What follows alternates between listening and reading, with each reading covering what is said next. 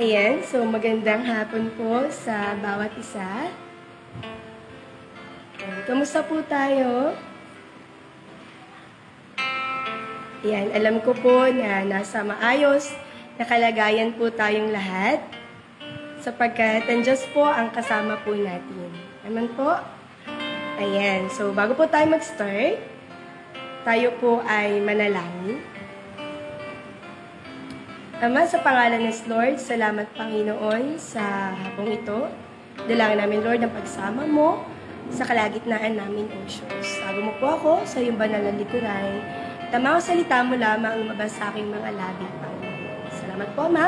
Sa iyo po ang kapurihan, sa pangalan ng Jesus. Amen. So, muli po, magandang hapon po sa bawat isa. 4 days na lang po ay camping na. Excited na po ba tayo? Yan. Sino po dito yung nakaayos na po yung gamit? Yan. Siguro po yung tayo nag-iisip na kung ano yung mga dadalhin nating gamit, mga dadalhin nating mga damit. Ano po? Ayan. So, ang camping po ay hindi lang programa ng tao, kundi ito po ay programa ng ating Panginoon. At siya po ang nagpasimula ng camping. Ano po siya po ang nagpasimula ng mga pagtitipon. Yan, marami po tayong mababasa sa Biblia na kung saan nandun po na sinabi ng Lord na kahalagahan ng pagtitipon. At sa Hebreo nga po, Hebreo 10 verse 25, niremind po tayo dun sa verse na yon na hindi mo pwedeng kaligtaan ang mga pagtitipon. Sapagkat sa bawat pagtitipon po, ang mga gawain ng Panginoon, sigurado pong nandun ang Diyos. Nandun po at mararanasan natin ang pagkilos po ng Panginoon. Kaya pakisabi po sa katabi, huwag mong kakaligtaan ang camping. Ewan po. Ayan, so excited na po ba tayo sa sasabihin ng ating Panginoon? Face-to-face man po yan or online, sigurado po na kakatagpuin ng Diyos ang bawat uhaw na puso at ang bawat nakatune in sa pagkilos po ng ating Panginoon. So, tayo po ay maghanda sa sasabihin ng ating Panginoon. Kaya nga po, pakisabi sa katabi, ready ka na ba? Yan, kung may katabi po tayo, sabihin mo, ready ka na ba? Yan, kung wala naman po, sa sarili mo na lang po sabihin na ready na ba ako sa sasabihin ng Panginoon. Yan po, at bago po yan, bago po ang camping, bago po ang August 18, tayo po muna ay mag-review sa araw na ito patungkol po sa mga topic or mga napag-aralan po natin ng mga nakaraang campings. Ano po? Alam ko po marami tayong natutunan at patuloy na natututunan sa mga topic po natin tuwing camping. Ngayon po, ang isa po sa hindi ko makakalimutan na topic, ano po, or tinuro ng camping ay yung follow the anointing. Ikaw din ba? Ito ba ay natatandaan mo din? No po, itong follow the anointing, ang isa po sa hindi ko talaga makakalimutan na tinuro po ng ating pastor during camping po. Bakit? Kasi dito po natin narinig at patuloy na naramdaman at nalaman ang kahalagahan ng pagsunod doon sa anointing. O patuloy na maranasan o maramdaman natin ang pagkilos po ng Panginoon. So, ang topic po doon, or a verse na binigay po sa atin, ay yung 1 John 2 verse 27. Basahin ko po muna.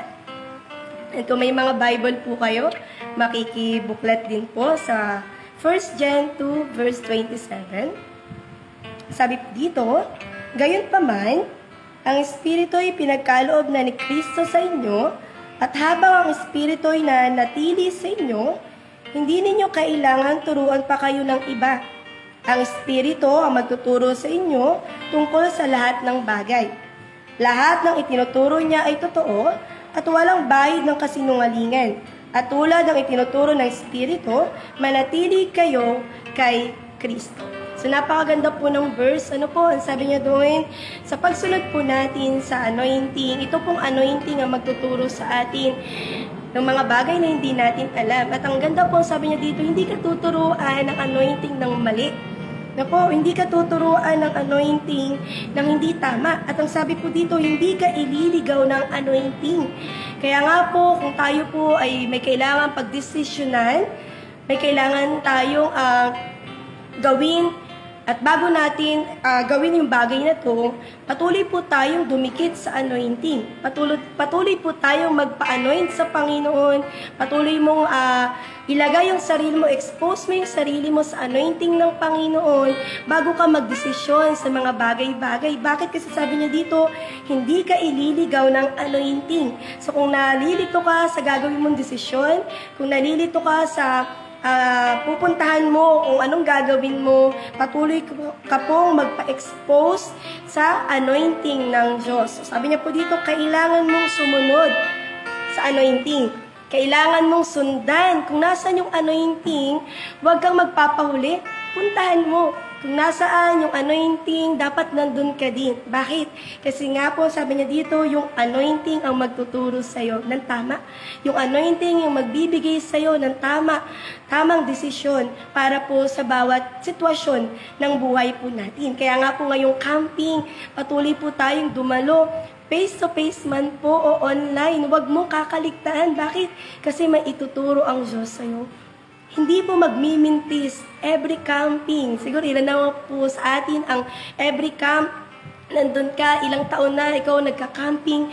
At sigurado po masabi mo kahit every camp nandun ka, yung anointing ng Lord, yung pagkilos ng Panginoon ay iba-iba. Pero hindi nagmimintis, nakikilos at magsasalita ang Diyos sa mga tao na uhaw sa salita niya at uhaw sa pagkilos niya. Kaya nga pakisabi sa katabi, sama-sama tayo na dumalo o umattend sa camping. Amen po? Kasi bakit? Ulitin ko po, hindi ka ililigaw ng anointing. Hindi ka papasamain ng anointing. Kundi ang sabi niya dito, ituturo niya sa iyo yung mga dapat mong gawin. Hindi ka sinungalingan, kundi tama at totoo at tapat.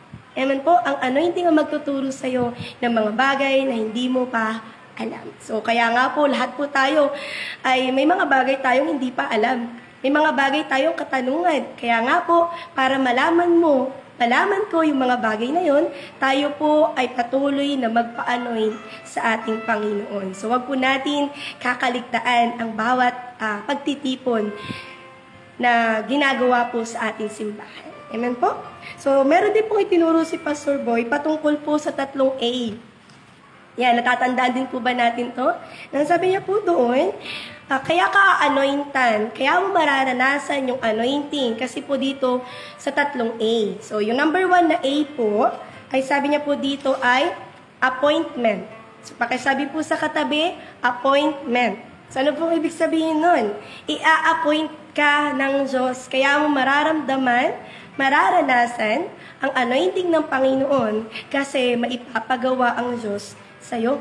Sabi niya po dito, kaya ka anointan dahil maipapagawa ang Diyos sa'yo. Sasabihin sa'yo ng Diyos kung ano ang pagkatawag sa'yo, ano ang calling mo, ano yung ipapagawa ng Lord sa'yo. Ito po ay malalaman mo kapag ikaw ay nakaranas ng anointing ng Panginoon. I-a-appoint ka ng Diyos sa specific na pagkatawag or specific na gawain na para lang sa iyo.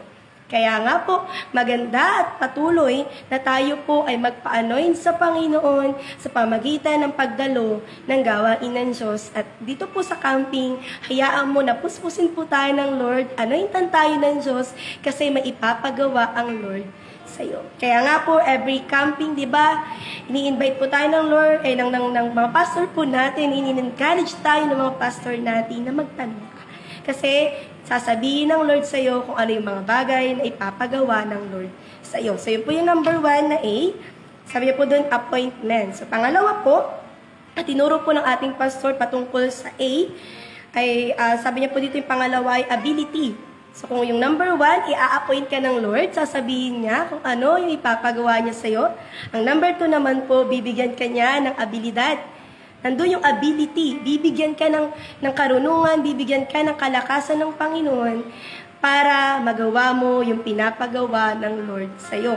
Pakisabi sa katabi, bibigyan ka ng ability ng Diyos. Minsan, di ba po, pag nalaman natin yung pagkatawag mo sa Lord, ano pong unang reaksyon natin? Lord, kaya ko ba? Lord, talaga ba? Ako ba ang tinawag mo dyan? Di ba? Pero sabi, hindi ko kaya, Lord. Pero sabi niya po dito, yung anointing, bibigyan ka niya ng ability na magawa mo yung pinapagawa ng Diyos. Lahat po tayo, hindi natin kaya. Minsan sabi natin, sino ba naman ako? Ako lang to. Hindi ko kaya. Pero sabi niya po dito, yung anointing, bibigyan ka niya ng ability na magawa mo yung pinapagawa ng Diyos sa iyo. Sabi niya po dito, isa pa po sa tinuro ng pastor po natin, sabi niya, ang pangalang Jesus sa bibig ng Kristiyano ay makapangyarihan. Yung anointing ang magbibigay ng kaparaanan, paano mo matatapos yung calling ng Lord sa iyo. Pag nilagay ka ng Diyos sa isang lugar, huwag kang angal ng angal. Isa sa nakakaalis ng anointing ay yung angal ng angal. Pakisabi sa katabi, angal daw ng angal.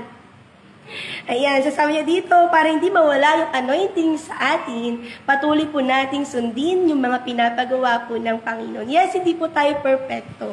Pero sabi niya nga po, yung anointing, tuturuan ka niya, tutulungan ka niya, bibigyan ka niya ng abilidad na magawa at matapos ang pagkatawag o gawain na binibigay sa atin ng ating Panginoon. Amen po. Ayan, sabi niya po dito, sa number 2 pa po, under na number 2, ang requirements para magawa po ang pinapagawa ng Diyos ay kailangan mo maging super Christian. Pakisabi sa katabi, super Christian daw. Paano po yun? Kailangan mo ng anointing. Kailangan po natin ng kapangyarihan ng Diyos. Kasi kahit anong gawin mo, kahit gaano ka katalino, kalakas, kung walang anointing, useless po ang lahat ng yan. Amen po? So tayo po ay magpa-anoint sa Panginoon, expose mo ang sarili mo sa anointing ng Lord, upang sa gayon, magawa po natin ang mga pinapagawa ng ating Panginoon. Amen po? So yan po yung pangalawa. Ulitin ko po yung number 1, appointment. Number 2, ability. At yung last po na number 3 ay accountability or aarap. Yan. So, aarap. Yan ang ibig sabihin nito. Magbibigay po tayo ng account or haharap tayo sa Panginoon. At ipapakita natin kung ano yung ginawa natin dun sa anointing na ibinigay sa atin ng Panginoon. So, ibig sabihin, magbibigay sulit tayo. Anong ginawa natin sa anointing na binigay sa atin ng Panginoon? Every camping po, nararanasan natin ng anointing ng Panginoon. Napupuspos tayo. Pero alam niyo po, sabi niya dito, yung anointing, hindi niya lang papasarapin yung pakiramdam mo na ang sarap, maranasan ng anointing ng Lord, nakakagaan. Pero ang anointing din po ay responsibility. May ibibigay sa iyo ang Panginoon anointing, pero hindi pwede na yung anointing na to ay mananatili lang sa'yo. Kailangan mo itong magamit. Kailangan mo itong gamitin sa ministry na ipinagkatiwala ng Diyos sa'yo. Amen po. So, kanya-kanya po tayo ng pagkatawag. Pero lahat po tayo bibigyan ng Diyos ng anointing para magawa yung pinapagawa ng Lord. Yung pagkatawag ng Diyos sa atin. Sabi niya pa po dito, i-build natin ang ministry natin sa anointing. So, sabi po ni Pastor Boy noon, i-build natin ang ministry natin sa anointing. So, itayo mo ang gawain na pinagkatiwala sa iyo ng Diyos, hindi sa sarili mong lakas, kundi sa kapangyarihan at anointing ng ating Panginoon. Amen po? Sabi pa po dito, gamitin natin yung anointing na pinagkaloob sa atin ng Diyos hanggang sa maubos natin ito sa lahat ng gawain na pinagkatiwala ng Diyos sa atin hanggang sa pagbabalik ng ating Panginoon. So, hindi pwedeng mag-anointing. Kailangan po, i-release mo yan sa lahat ng pinapagawa ng Lord sa atin. Amen po? Bago siya bumalik. Amen po? So, kaya nga po, every camping mga kapatid, tayo po'y ma-excite sa mga gagawin pa po ng ating Panginoon. So, ito po yung 3 A na natatandaan ko na tinuro sa atin ng camping. Review po natin ng camp ay yung 3 A, appointment, ability, at accountability. Amen po? So, patuloy po tayo mag-tune in sa camping natin ngayon.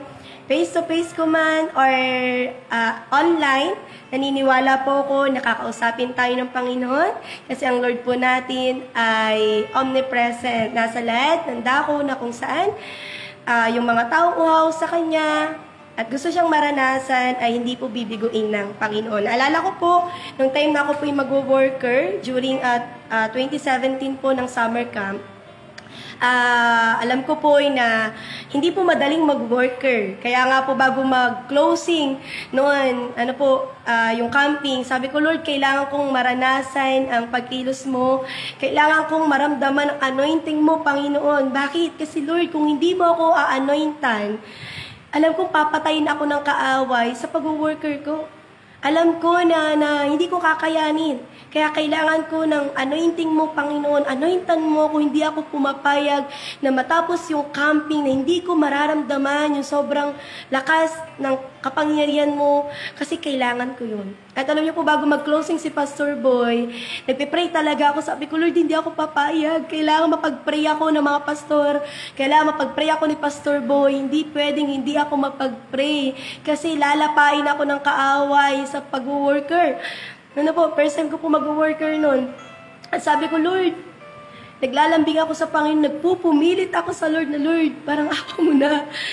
Bigyan mo ako ng kalakasan, pag-pray ako ng mga pastor kasi kailangan ko yun. At alam ko po na ito yung kailangan ko para makatagal ako sa paglilingkod. Kaya nga po, nung time na yun, praise the Lord kasi hindi pa ako binigo ng Panginoon. Pinag-pray po ako ng mga pastor natin. Kasama po ng iba ko pong mga kasama na mag-worker din. At ni Pastor Boy, pinag-pray po kami lahat. At glory to God, dahil po doon sa anointing ng Panginoon, nung camping na yon, ay nakatagal po tayo sa paglilingkod. Hanggang mula po 2017, hanggang ngayon po, ay patuloy po tayo naglilingkod sa Panginoon. Kaya nga po mga kapatid, patuloy po tayong dumalo sa gawain ng Diyos, ngayong camping, patuloy tayong tune in sa pakikinig at pagdalo ng gawain ng Lord ngayon pong 23 na July camp. So God bless po sa bawat isa. Tayo po ay manalangin. Lord, salamat Panginoon sa hapong ito. Patuloy mo kaming samahan. Patuloy kang kumilos, Panginoon, sa kalagitnaan namin. Patuloy, Lord, sa camping. Naniniwala kami, kakausapin mo kami, O Lord. Bless ko pong bawat isang nakikinig at nanonood ng live na to, Panginoon. Salamat po, Ama, sa iyong kapurihan sa pangalan ni Jesus. Amen. So God bless po. See you po sa camping. God bless you po.